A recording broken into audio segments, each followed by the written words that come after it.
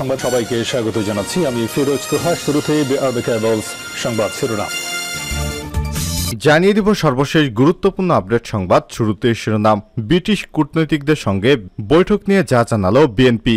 গত 7 জানুয়ারি দ্বাদশ জাতীয় সংসদ নির্বাচনের পর বিদেশিদের সঙ্গে সম্পর্ক উন্নয়নে গুরুত্ব দিচ্ছে বিএনপির হাইকমান্ড। দ্বাদশ জাতীয় সংসদ নির্বাচনের পর ইতিমধ্যে কয়েকটি গুরুত্বপূর্ণ এবং প্রভাবশালী দেশের কূটনৈতিকদের সঙ্গে বৈঠক করেছে দলটির সংশ্লিষ্ট নেতারা। এরপর জানিয়ে দিব, দেশের জনগণ এখনও স্বাধীন নয় বলছেন বিএনপির জাতীয় স্থায়ী কমিটির সদস্য গয়েশ্বরচন্দ্র রায়। জানিয়ে দিব, দেশে বিভাজন সৃষ্টি করেছে আওয়ামী লীগ, অভিযোগ করলেন বিএনপি চেয়ারপারসনের উপদেষ্টা ঢাকা মহানগর দক্ষিণের আহ্বায়ক আব্দুস সালাম। জানিয়ে দিব, দেশের অর্থনৈতিক অবস্থার অবনতি হচ্ছে বলছে খেলাফতে মজলিস। এবারে জানাবো, রপ্তানিকারকদের আয় 30% বেড়েছে বলছেন বাণিজ্য প্রতিমন্ত্রী আহসানুল হক টিটু। এবং সর্বশেষ জানিয়ে দিব, ভয়ঙ্কর এমবিএস নিষ্ঠুরতায় হতবাক বিশ্ব। নিজের প্রয়োজনে কতটা ভয়ঙ্কর হতে পারে সৌদির যুবরাজ ডি ফ্যাক্টো শাসক মোহাম্মদ বিন সালমান, তার আরেকটি প্রমাণ উন্মোচিত হল বিশ্ববাসীর সামনে। তার নিষ্ঠুরতার মাত্রা জানতে পেরে হতবিহ্বল হয়ে পড়েছে অনেকেই। সম্প্রতি এমবিএস এর ভয়ঙ্কর এই চেহারা ফাঁস করে দিয়েছে সৌদি আরবের সাবেক এক গোয়েন্দা কর্মকর্তা।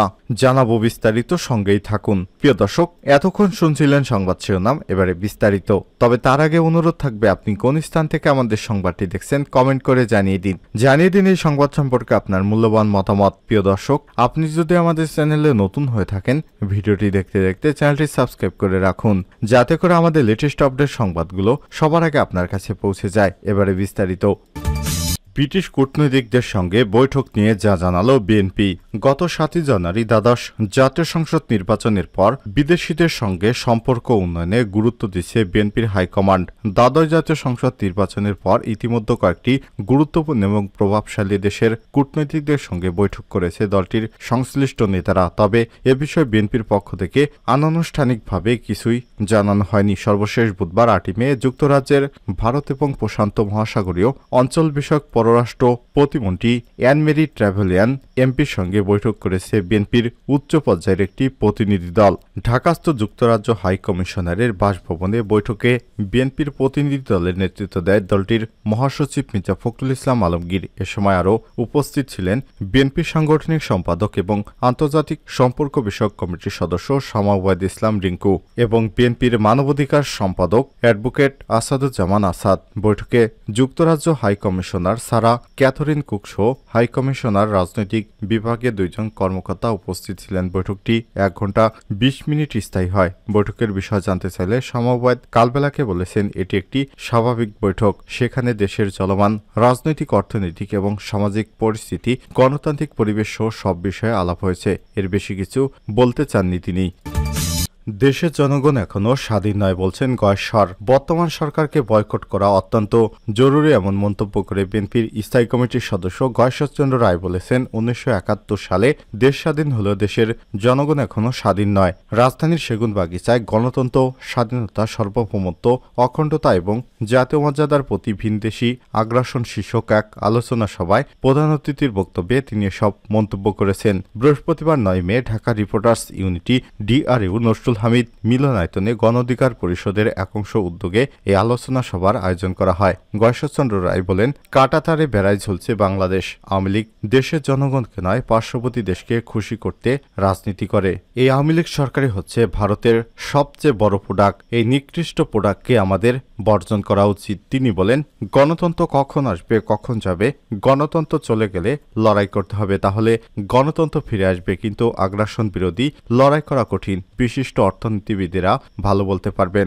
বর্তমানে অর্থনৈতিক অবস্থা এবং ব্যাংকের যে করুণ চিত্র, কিছুদিন পরে কর্মীদের বেতন দেওয়ার টাকাও হয়তো থাকবে না। চেয়ার টেবিল বিক্রি করে তাদের বেতন দিতে হবে। অনুষ্ঠানে প্রধান বক্তা হিসেবে উপস্থিত ছিলেন বিশিষ্ট অর্থনীতিবিদ ডক্টর রেজা কিবরিয়া। বলেন, আমরা নির্বাচনের আগে শুনেছি আমেরিকা কঠিন পদক্ষেপ নেবে, দেশে আবার গণতন্ত্র প্রতিষ্ঠা হবে। কিন্তু আমি বলি, কেউ আপনাদের দেশের গণতন্ত্র প্রতিষ্ঠা করে দিবে না। আপনাদের নিজেদেরকে নিজেদের দেশের গণতন্ত্র গণতন্ত্র প্রতিষ্ঠা করতে হবে। এ সময় তিনি বলেন, আমাদের এখন এই সরকারের পতনের পথ কি হবে সেটা বলতে পারি না, তবে এটা বলতে পারি দেশে 90% মানুষ এই সরকারের পতন চায়। যে দেশে 90% মানুষ এই সরকারকে চায় না, সে দেশে একদিন না একদিন এই সরকারের পতন হবে এবং স্বাধীনতার পক্ষে শক্তি ক্ষমতা আসবে।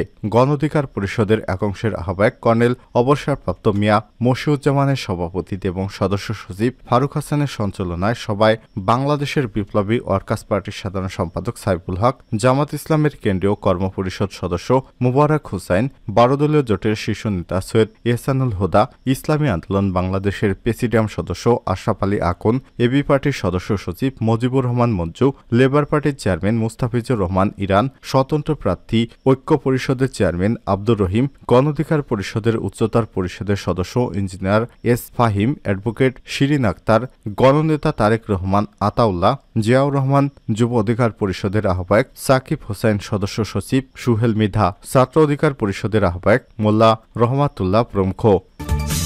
দেশে বিভাজন সৃষ্টি করেছে আওয়ামী লীগ, সালাম।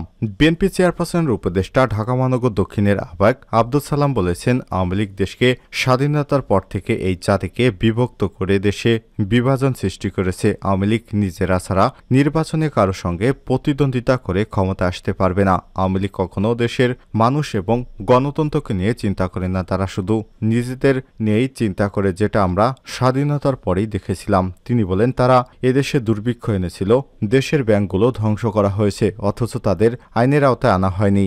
বেগম খালেদা জিয়া 2 কোটি টাকা ট্রান্সফার করেছেন, এতেই তাকে জেলে আটকে রাখা হয়েছে। বৃহস্পতিবার 9 মে দুপুরে রাজধানীর তোপখানা রোডে বাংলাদেশ শিশু কল্যাণ পরিষদ দেশ বাঁচাও মানুষ বাঁচাও আন্দোলনের উদ্যোগে এক গোলটেবিল বৈঠকে সালাম এসব কথা বলেন।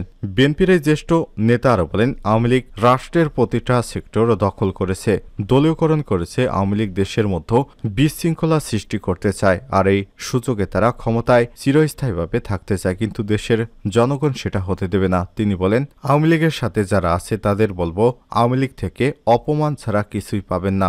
জনগণের সরকার যদি ক্ষমতায় না থাকে তাহলে দেশের জনগণ কোথাও সুযোগ সুবিধা পায় না। আপনাদের অধিকার আদায়ের জন্য গণ অভ্যুত্থানের বিকল্প নেই, তাই আসুন সব ভেদাভেদ ভুলে এক কাতারে দাঁড়িয়ে দেশের জনগণের অধিকার আদায় করি। সংগঠনের সভাপতি কে এম রফিকুল ইসলাম রিপনের সভাপতিত্বে আরও বক্তব্য রাখেন নাগরিক ঐক্যের সভাপতি মাহমুদুর রহমান মান্না, গণ অধিকার পরিষদের একাংশের সভাপতি নুরুল হক নূর, বিএনপির নির্বাহী কমিটির সদস্য ওয়াহিদুল দীপু, 12 দলীয় জোটভুক্ত লেবার পার্টির চেয়ারম্যান লায়ন ফারুক, জাতীয় গণতান্ত্রিক পার্টি জাগপার সহ-সভাপতি রাশেদ প্রধান, এবি পার্টির যুগ্ম সদস্য সচিব ব্যারিস্টার আসাদুজ্জামান রহমান ফুয়াদ। ভয়ঙ্কর এমবিএস, নিষ্ঠুরতায় হতবাক বিশ্ব। নিজের প্রয়োজনে কতটা ভয়ঙ্কর হতে পারে সৌদির যুবরাজ ডিফ্যাক শাসক মোহাম্মদ বিন সালমান, তার আরেকটি প্রমাণ উন্মোচিত হল বিশ্ববাসীর সামনে। সম্প্রতি এমবিএস এর ভয়ঙ্কর একটি চেহারা ফাঁস করে দিয়েছেন সৌদি আরবের সাবেক এক গোয়েন্দা কর্মকর্তা। মোহাম্মদ বিন সালমানের উচ্চবিলাসী প্রকল্পের নাম নিয়ম। 170 কিলোমিটার দীর্ঘ এই প্রকল্পটি দ্য লাইন নামেও পরিচিত। এটি বাস্তবায়নের পথে কেউ বাধা হয়ে দাঁড়ালে তাকে মেরে ফেলার ক্ষমতা দেওয়া হয়েছিল সৌদি আরবের নিরাপত্তা বাহিনীকে, আর এই ক্ষমতা দিয়েছিল স্বয়ং এমবিএস নিজে। সম্প্রতি ব্রিটিশ সংবাদ মাধ্যম বিবিসিকে দেয়া এক সাক্ষাৎকারে ওই গোয়েন্দা কর্মকর্তা সব তথ্য জানিয়েছে। কর্নেল রাহি আলেনেজি নামে সৌদি আরবের ওই কর্মকর্তা জানিয়েছেন, দ্য লাইন বা নিয়ম প্রকল্পে জমি গ্রহণের জন্য কেউ বাধা হয়ে দাঁড়ালে প্রয়োজনে তাকে মেরে ফেলার নির্দেশনা দেওয়া হয়েছিল। ওই নির্দেশের পর একজন গ্রামবাসীকে গুলি করে হত্যাও করা হয়েছিল। কর্নেল এলেনেজি গত বছর যুক্তরাজ্য নির্বাসনে চলে যায়, মূলত সেখানে থাকার কারণে তিনি এসব কথা প্রকাশ করতে পেরেছেন। ওই গোয়েন্দা কর্মকর্তা জানান, দ্য লাইন থেকে 4.5 কিলোমিটার দূরে অবস্থিত একটি গ্রাম আল খুরাইবাহের বাসিন্দাদের সেখান থেকে চলে যেতে বলা হয়। এই গ্রামটির বাসিন্দারা হোয়াইট গোত্রের সদস্য।